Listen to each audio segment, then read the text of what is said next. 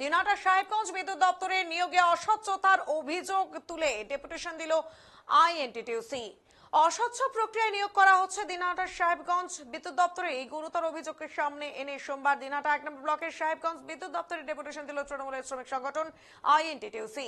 সংগঠনের ব্লক সভাপতি মিলন সেন অভিযোগ করে বলেন, বিদ্যুৎ দপ্তরের কিছু কন্ট্রাক্টর এবং স্টেশন মাস্টার গোপনে বাইরে থেকে লোক এনে মোবাইল ভ্যানের অস্থায়ী কর্মী কাজে নিযুক্ত করছেন। কোনো বিজ্ঞপ্তি ছাড়া স্থানীয়দের অগ্রাধিকার না দিয়ে এই নিয়োগ সম্পূর্ণ অস্বচ্ছভাবে করা হয়েছে। আমরা এই অবিচার মানতে পারি না। তিনি আরো হুঁশিয়ারি দিয়ে বলেন, স্থানীয় যোগ্য প্রার্থীদের সুযোগ না দিলে এবং নিয়োগে স্বচ্ছতা না আনলে আগামী দিনে আমরা বৃহত্তর আন্দোলনে নামবো। প্রয়োজনে বিদ্যুৎ দপ্তরের স্টেশন মাস্টারকেও ঘেরাও করব।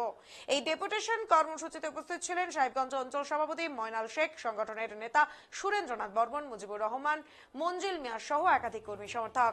স্থানীয় সূত্রে খবর, সম্প্রতি কিছু অস্থায়ী নিয়োগ ঘিরে এলাকার যুব সমাজের মধ্যে ব্যাপক ক্ষোভের সঞ্চার হয়েছে। এই ঘটনার পরেই সংগঠনের তরফে কড়া পদক্ষেপ নেওয়া হয়েছে।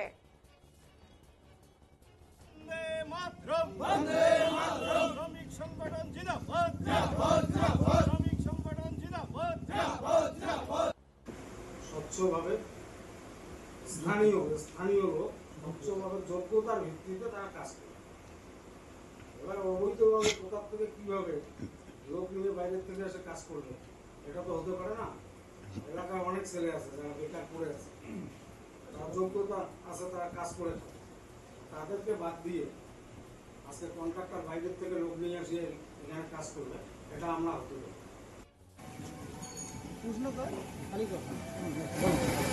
আজকে সাহেবগঞ্জ বিদ্যুৎ দপ্তরে যে অবৈধভাবে নিয়োগ হয়েছিল, সেই অবৈধ নিয়োগের বিরুদ্ধে আমাদের তৃণমূল শ্রমিক সংগঠনের পক্ষ থেকে আমরা ডেপুটেশন দিলাম যে কীভাবে নিয়োগ হলো, কিসের ভিত্তিতে নিয়োগ হলো আমরা জানতে চাই।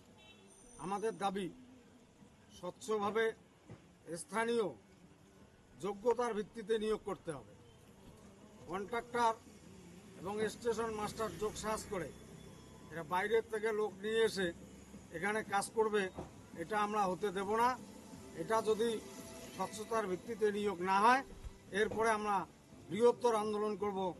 স্টেশন মাস্টারকে এরপরে ঘেরাও করে রাখবো যতক্ষণ না উনি স্বচ্ছতার ভিত্তিতে নিয়োগ করবে না।